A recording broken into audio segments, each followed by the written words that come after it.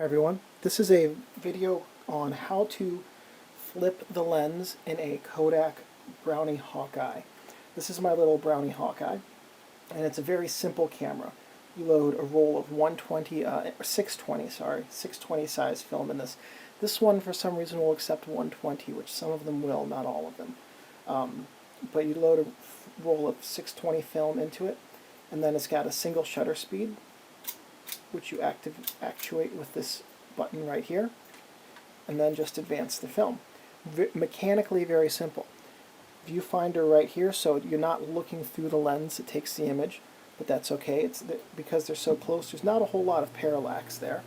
They're very fun cameras and very simple to use, and there's something really neat about them. This lens is a very simple meniscus lens, so normally this camera has a focal range where everything is in focus from about 5 feet to infinity, maybe a little bit closer than that. If you flip it around, then what happens is you get a focal range of about 1 to 5, 2 to 5 feet in that range, but everything on the edges of the image goes really blurry into this nice blurry gooey mess, and you can have some really, really nice effects. So what I'm going to do right now is take this apart and show you how to flip the lens in it. Okay, to perform this work, you are going to need a screwdriver, Phillips head, small point. This is a size, right, it doesn't say what size it is, I'm sorry, but it's like it's a very small one. Alright, so just take the camera apart in half. This is the back of the camera, set that over here. Now inside the camera, see if we can get better lighting here. Inside the camera, next to the lens, above and below it, right here, there are two little Phillips head screws. So what we're going to do is we're going to take those two Phillips head screws out and then remove this assembly that I'm tapping right here, flip the lens around and put it back together.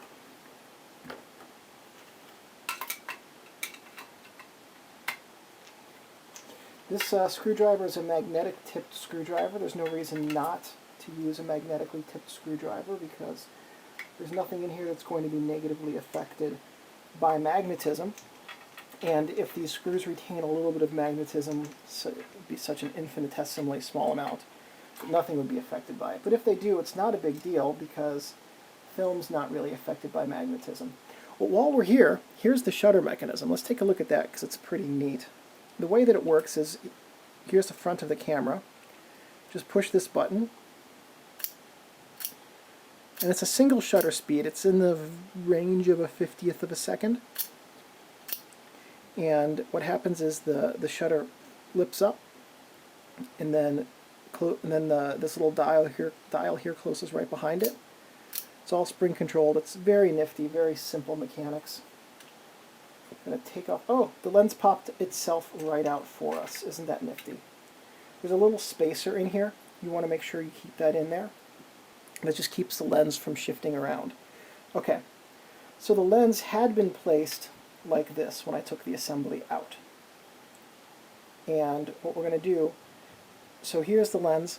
There is the back of it, the way that it normally is placed is that light hits a smooth side and then comes out a convex side to be projected onto the image, onto the film plane right here rather.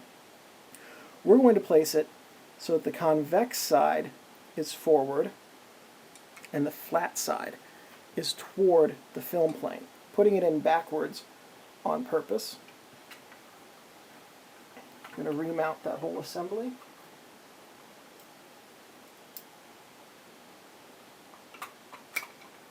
Trying very hard to get the screws to line up.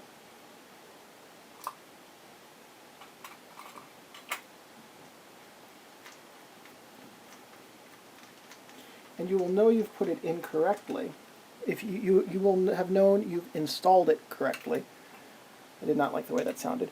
If the film information I've put in an upside down.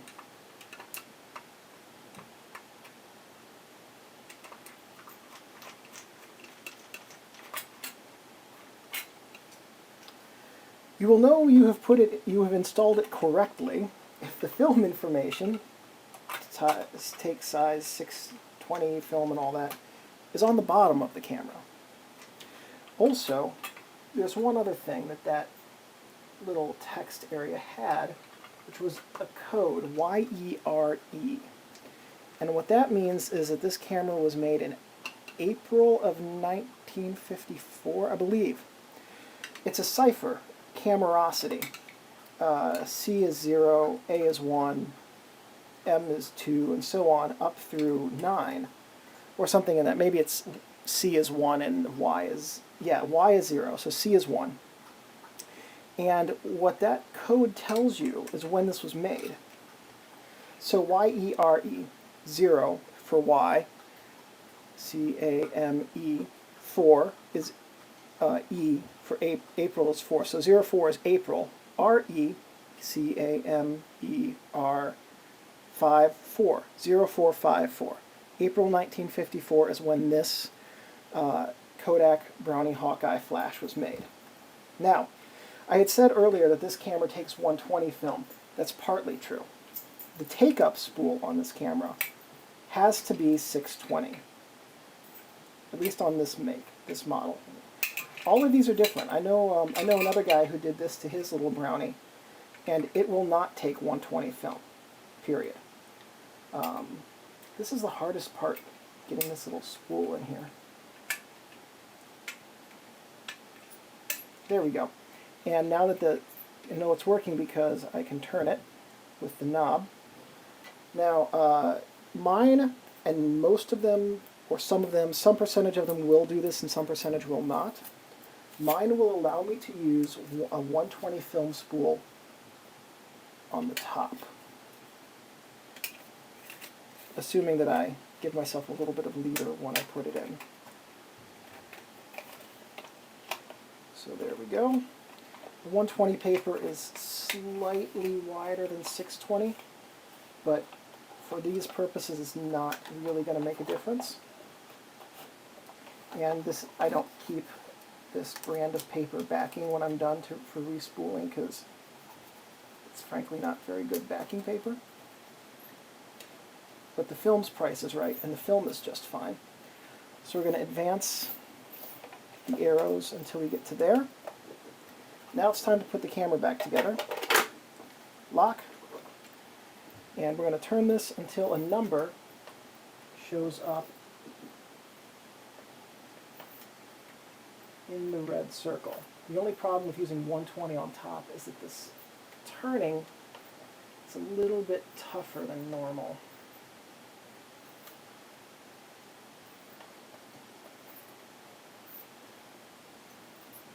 Arrow, dot, dot, dot, dot, dot, dot, dot, dot, dot, 1. We're ready to go take pictures with this lens-flipped Kodak Brownie Hawkeye. As you can see, this is a very short video that took about 4 or 5 minutes to do, and it's going to give you some pretty nice effects. In fact, check out my Picasso album, which should be pretty easy to do, and you'll be able to find some pictures I've taken with this camera with the lens flipped.